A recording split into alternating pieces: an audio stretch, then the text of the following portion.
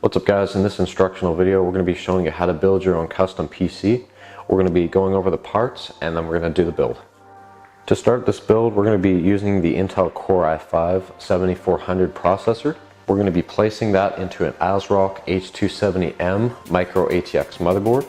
To cool the CPU we're going to be using a Captain 240EX from Deepcool. This is a 240mm liquid cooler. To go with the CPU, we're going to be using two 8GB sticks of DDR4. This is G.Skill Ripjaws Series 4 memory. To store all of our programs, we're going to be using a WD 1TB blue hard drive. And to store the OS, we're going to be using a 120GB V300 from Kingston. To handle the video, we're going to be using a MSI R9 380. To power this system, we're going to be using the GX series from Cooler Master. This is a 750 watt power supply. All the hardware is going to be housed inside the NZXT H440. For lighting, we're going to be using the RGB 350 magnetic light strip from Deepcool. So that's all the parts that we have here today, and we're going to be getting into the CPU, motherboard, and RAM installation. We'll start by installing the CPU into the socket. Lift up the retaining lever that holds this lid. That exposes the CPU pins. Grab the CPU by the edges. Line it up with the arrow on the side according to the motherboard. Sometimes there will also be some notches on the CPU as well. Make sure those are lined up with the notches on the CPU socket. Go ahead and install the CPU into the board. Go ahead and close the lever. Push down on the retaining lever. This plastic cover will automatically pop right off. Next up, we're going to install the RAM into the motherboard. The motherboard that we have here only has locking tabs on one side that open, so you want to go ahead and make sure that you open up the ones that you're going to be using. On this motherboard, we're going to be using the DDR4A1 and DDR4B2 slots. You want to make sure that the RAM is properly oriented with the notch on the RAM being aligned with the notch on the motherboard. Push down on both sides with equal pressure. You'll hear both sides click into place. Then do the same with the other stick. And then you'll hear both sides lock in place again. So that's it for the CPU, motherboard, and RAM. Let's move on to the next thing.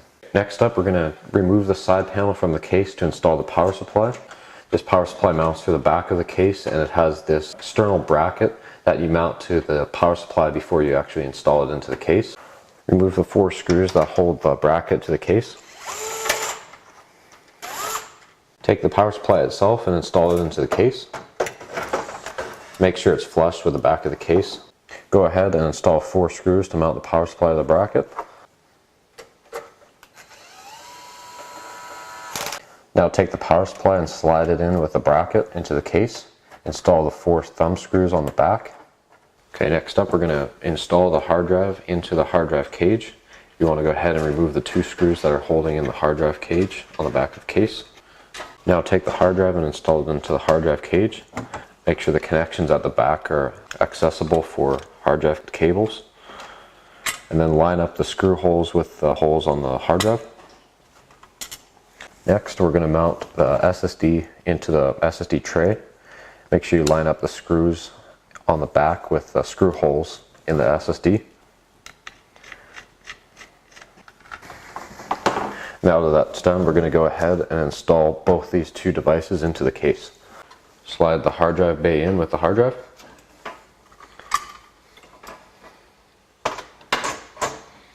Tighten the thumb screws.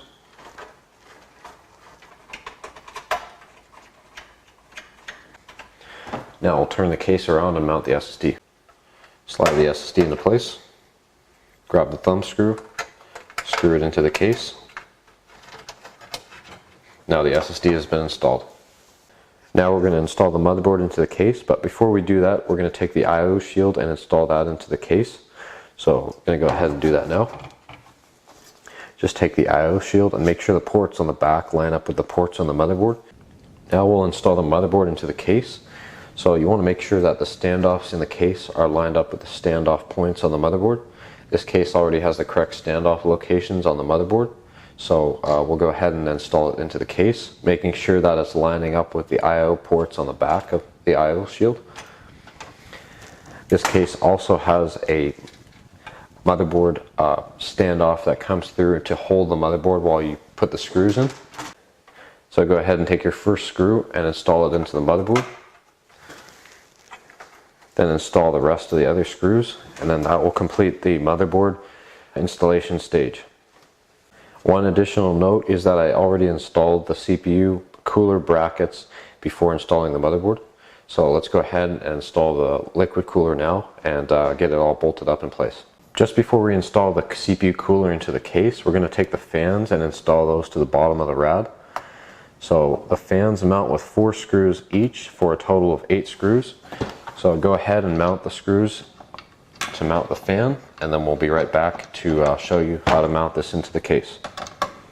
With the CPU cooler in hand, we're going to take it and mount it to the top of the case. One thing to note is I had to remove the RAM in order to get the CPU cooler mounted. Make sure the screw holes with the liquid cooler line up with the screw mounts on the case. Go ahead and install the first screw. First screw is installed. Now we're going to go ahead and install 7 more. So we'll be right back after we do that. Now that the CPU cooler has been installed to the case, we're going to go ahead and mount the water pump to the CPU. The CPU water pump already has pre-applied thermal paste applied to the CPU contact area. So we're going to go ahead and remove that now. The thumb screws should line up with the holes on the mounting bracket. Carefully align it into place and tighten up the thumb screws. And that's how to fully install the water pump. So let's go on to the next thing. Now that the CPU cooler has been installed, we're going to go ahead and install the video card into the motherboard. This is the R9 380 from MSI, and we're going to be installing this into the x16 PCI slot on the motherboard. I've already went ahead and removed the 2 expansion slot covers from the back of the case. And you want to make sure that the video card slot lines up with the PCI connector on the motherboard. So we're going to go ahead and install that now. Once the card has been installed into the motherboard, go ahead and take the thumb screws and screw the card to the case. Now that we've installed all of our hardware into the computer, we're going to be installing all the power connections to power up all of our components. So first of all, we'll start off with the P1 power connector. This is the 24 pin. And you want to take it and hook up the 4 pin to the end. Make sure it's connected to the 20 pin, and then plug it into the motherboard. Once that's connected, we'll move on to the 8 pin. There are 2 4-pin connectors on this power supply which connect together and become one 8-pin. So we'll go ahead and connect those now. Next up, we'll take the 2 6-pin power connectors for the video card and plug them into the GPU. Once they're snapped in place, let's move on to the USB front panel port and plug that into the motherboard. Just plugs in like so. Line up the connector with the USB 2.0 connector on the motherboard, and do the same thing for the HD audio. You'll notice there's one connector pin that's missing, so make sure you orient that properly with the pin on the motherboard.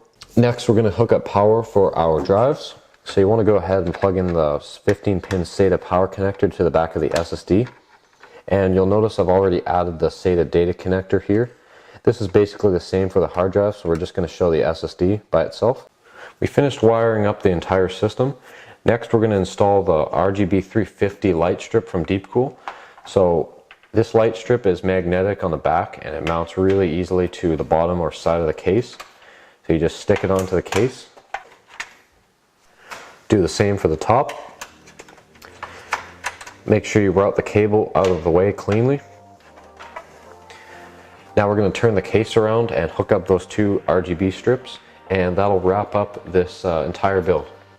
So that about wraps up this custom built PC that we did here today. As you can see, the PC is fully running. It looks great with the RGB and everything.